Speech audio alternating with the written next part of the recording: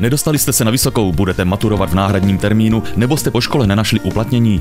Střední škola gastronomie, hotelnictví a lesnictví Bzenec nabízí možnost rekvalifikace formou jednoletého denního studia.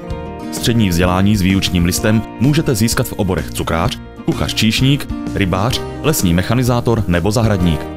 Podmínkou pro přijetí je výuční list či maturitní vysvědčení v jiném oboru a vyhovující zdravotní způsobilost. Pro zájemce o vzdělání zakončené maturitní zkouškou nabízí škola studium v oboru hotelnictví. Podmínkou pro studium je maturitní vysvědčení v jiném oboru.